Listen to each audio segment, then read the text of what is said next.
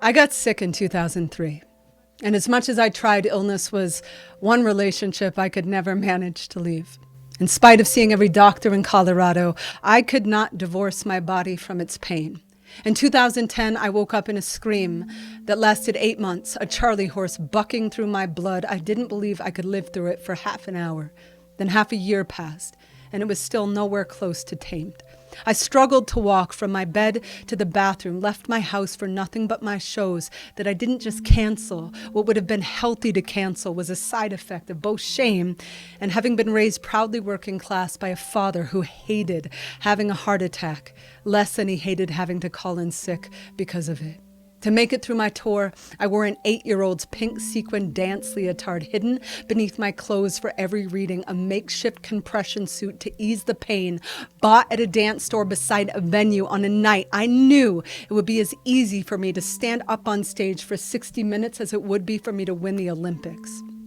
Every week, a new doctor would ask my symptoms. I'd always answer, "My blood feels like crushed glass." I had no other way to explain it. They had no idea what to do.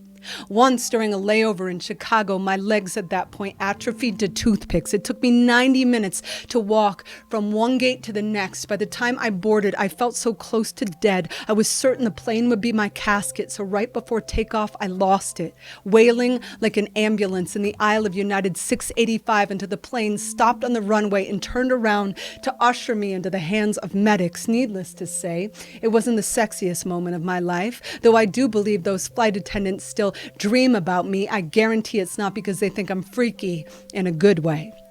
Some months later, I finally got diagnosed with chronic Lyme disease, started a pantry of meds and began improving. But when I hit a roadblock in my healing, I began a weekly treatment where essentially they'd take out my blood, clean it, and put it back in. During my first appointment, I almost vomited, seeing that my blood was the color of tar and a similar texture. The doctor said it was common with the disease, but it gave me the willies watching something come out of my veins that looked like it had come from a gutter.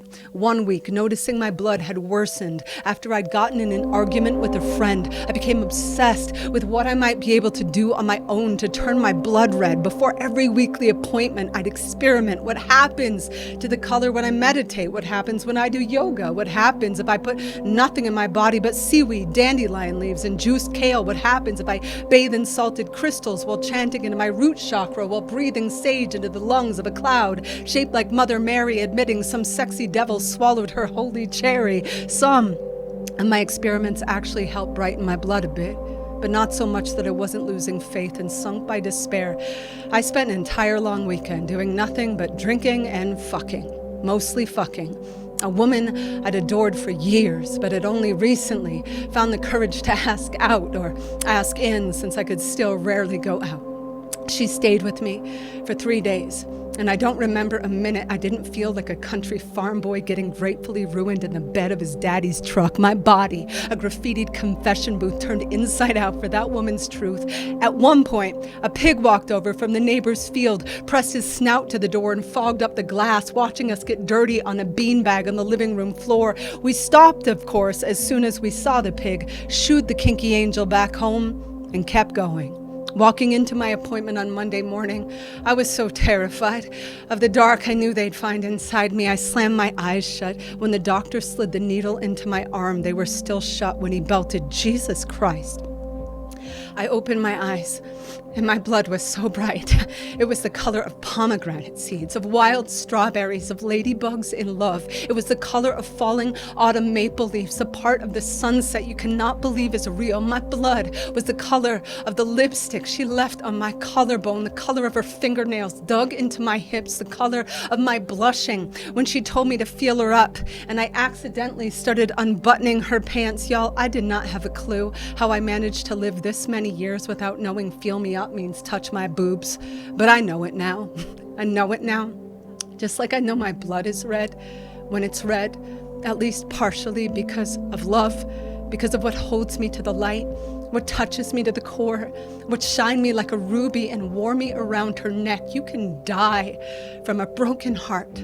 I've watched it happen. I've watched someone's body follow a loved one's body to the other side. It was the hardest thing I ever witnessed in my life, but it was the softest too. One heart stopping to tell another heart, I'm coming with you. You can die from a broken heart. But the opposite is also true.